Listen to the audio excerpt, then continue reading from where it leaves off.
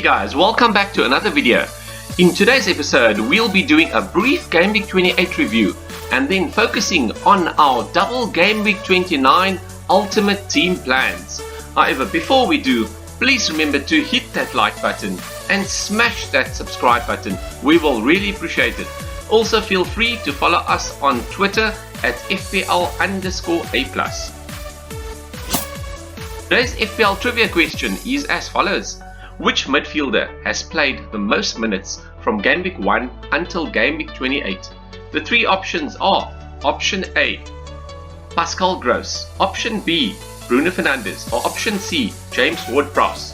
Please stay tuned, the answer will be revealed at the end of this video. Carry on with today's Gameweek 28 team review. Gameweek 28 was a blank game week. We could unfortunately not field the full 11 as we decided to keep Estupiñán and rather transfer out Henry and bring in Chilwell. This was more a long-term move, even though it never paid off in Gameweek 28. We still believe Estupiñán in future game weeks, and the fact that Brighton have got quite a few doubles could still pay dividends. Overall, the backline in defense, there was not one clean sheet, so that was very disappointing. Up front in attack, Harry Kane managed a goal, and we had some points that Watkins and Maddison managed. However, the hero of the game week was Bukayo Saka, who managed a massive haul of 18 points with 2 goals and an assist.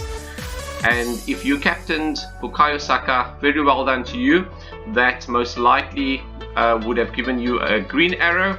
Unfortunately, we captained Harry Kane. It was quite a close call. However, Arsenal bounced back after their disappointment in the Europa League, and it was clear to see that they meant business on the pitch despite actually playing 120 minutes plus a few days before that. Our team managed a respectable 49 points compared to the average 33 points. Our rank is now around 57,955 out of more than 11 million managers, still in a decent position at this time of the season, and looking forward to more green arrows from here onwards with double game weeks galore in the next few game weeks. This is currently the FPLA Super League standings. In first place, we've got Dennis Kuswanda. Well done, Dennis, hanging on to that first place. In second place, we've got Arnav Garg, jointly with Supramanium. Well done to both of you. Fourth place, we've got Bu Singla. Fifth place goes to yours truly. Sixth place goes to Jonathan FPL Janus. Seventh place goes to Anderson Moreira dos Santos. In eighth, we've got Niyam Remburi Manuel. In ninth place, we've got James Light, and rounding up the top 10, we've got Jamie Duncan. Well done to everybody that's made it into the top 10. Those who are close by but not yet there, keep on trying and your chance will come soon. This is just a reminder of the current fixture schedule. In Gameweek 29, as you can see, there are quite a few double game week teams. Hence, many FPL managers are considering to play their bench boost. This is quite a good strategy that you could adopt. You could alternatively also play it in Gameweek 34 or Gameweek 37, which are also double game weeks. However, at this stage it appears that Gameweek 29 is likely to be the biggest double game week. However, Gameweek 34 and Gameweek 37 are likely to have some of the bigger teams such as Manchester City and Manchester United, as well as Chelsea, that could have double game weeks. So those could be more expensive players, which might be a bit tricky to fill if you're trying to fill a bench boost. However, it could still work. It just depends which players you are focusing on. These are currently our Gameweek 29 top player targets. We've got mainly players that are doubling in Gameweek 29. And from Manchester United, we've got Bruno Fernandes as well as Luke Shaw. Those will be very popular transfers. They've got a double game week against Newcastle and Brentford next, and then play Everton and Nottingham Forest. So quite mouth-watering fixtures. Then we've got Isak from Newcastle at 6.7 million. He could still turn out to be quite a bargain. He plays Manchester United and West Ham in a double in Gameweek 29, followed by Brentford and Aston Villa, and scored a brace in the last game. Then we've got Maddison, who hasn't had the best of runs since the World Cup restart. However, pre the World Cup he was in pretty decent form. However, he is a world-class player on his day, and if there is anybody in the Leicester team that can do lots of damage, as we saw towards the end of last season, then it's James Maddison, as he's involved with everything. He's got a double of Crystal Palace and Aston Villa next, followed by Bournemouth and then Manchester City. And then the last player that we've got as a target is Kai Havertz at 7.6 million, also quite a steal. He has got a double of Aston Villa and Liverpool next, followed by Wolves and Brighton, and he also scored in the last match, and he seems to be currently nailed on and on penalties as well. Our current Gameweek 29 team plan is to activate the bench boost. In order to maximize on double Gameweek players based on a bench boost, our Gameweek 29 transfer plan includes plan A and plan B. The plan A that we've got in mind is to take out Bukayo Saka for Bruno Fernandes and take out Harry Kane for Isak of Newcastle. So you might be asking yourself, Bukayo Saka, who was in great goal scoring form and top scorer in the last game week, as well as Harry Kane, who scored, why would you want to transfer them out and bring in players from Manchester United and Newcastle who might not be as consistent? And the answer to that is simply, we are favoring teams that have got double game weeks in order to get 2 bites of the cherry. It does not necessarily mean that players with 2 games will outscore players with 1 game. So we have seen it time and time again that there are certain players that are capable of scoring double what your other players can score. So I wouldn't put it behind me if Bukayo Saka against Leeds outscores Bruno Fernandes. However, you've got to play the odds, and if you are that type of manager that wants to go for the high upside, then this could be a transfer that you could consider. We would want Bukayo Saka back again at some point in time. However, if we look at Arsenal's next fixtures, they are against Liverpool, which arguably might be a little bit more tough of a fixture. Then they've got 2 great fixtures against West Ham and Southampton, so you might want Bukayo Saka back for that run.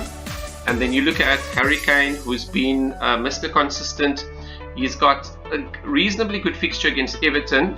However, if you look at Isak, his fixture is against Manchester United and West Ham, and you would expect him to at least score 1 goal in one of those matches, if not both. And then he's also got a great run of fixtures after that against Brentford, Aston Villa, Tottenham, Everton and Southampton. So if he carries on to be nailed and keeps his form, this is a player that you could keep for most of the rest of the season. Harry Kane, you would possibly want him back for Gameweek 31, so that you could still keep an eye on and do the hokey cokey. And then he's got some tough fixtures then against Newcastle and then Manchester United and Liverpool. And then just looking at Bruno Fernandes, his fixture running after Newcastle and Brentford in 29. In Gameweek 30 he's got Everton, then he's got Nottingham Forest, which are 2 pretty decent fixtures at least on paper. And then he's got 2 tough fixtures against Chelsea and Tottenham, as well as against Aston Villa. However, keep in mind that Manchester United are likely to have another 2 double game weeks coming in Gameweek 34 and Gameweek 37, most likely. So you might possibly want to think about keeping a player like Bruno Fernandes and Marcus Rashford until the rest of the season, or play the hokey cokey.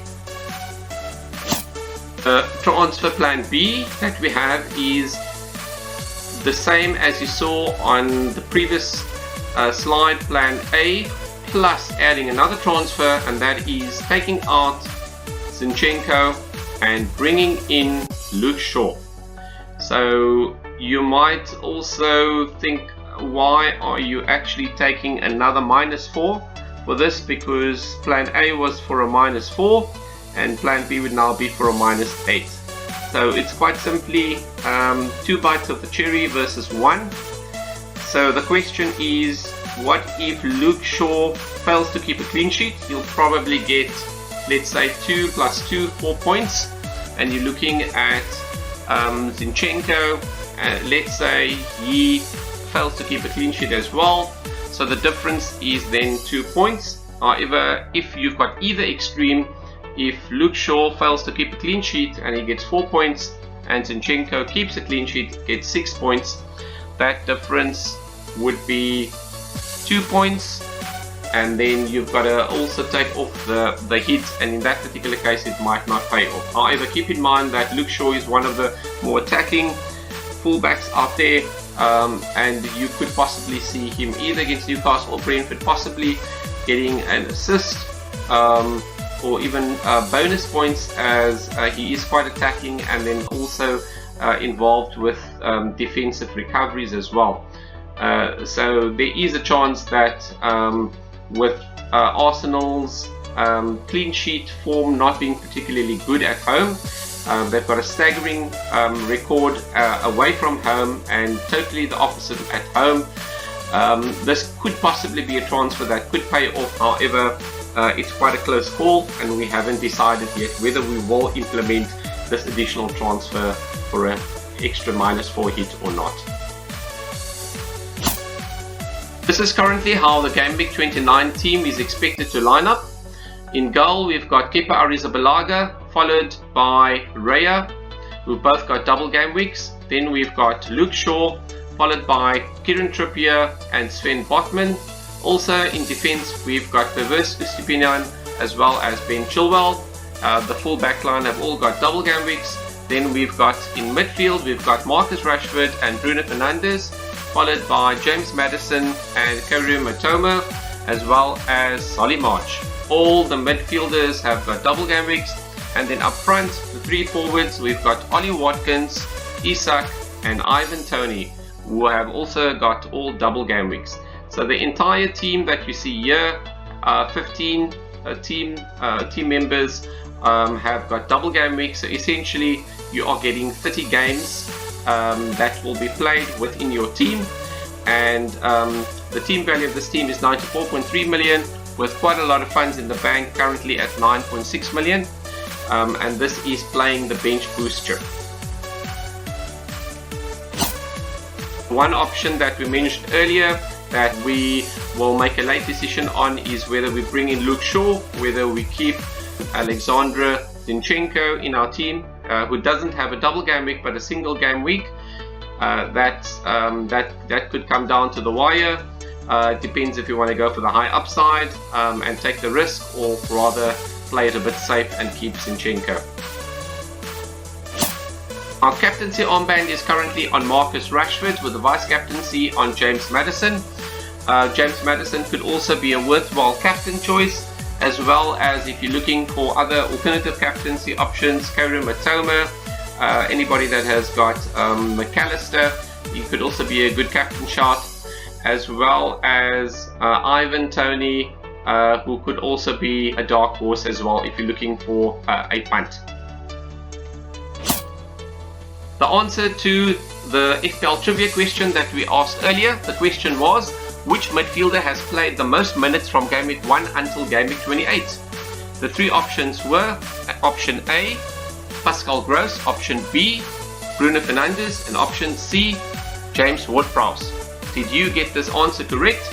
The answer to this question is James Ward-Prowse. James Ward-Prowse has got a total of 2,500 minutes that he's played to date. That's followed by Bruno Fernandes with 2,200 minutes, and then Pascal Gross with 2,100 minutes. That's it for this game week video. We hope you found it useful and quite enjoyable. Please remember, this is an international break currently, So hold on to your transfers as much as possible, as there could be injuries, any other team developments. Keep an eye on team news. All the best for Game Week 29. Hoping you big green arrows. Until next time, cheerio.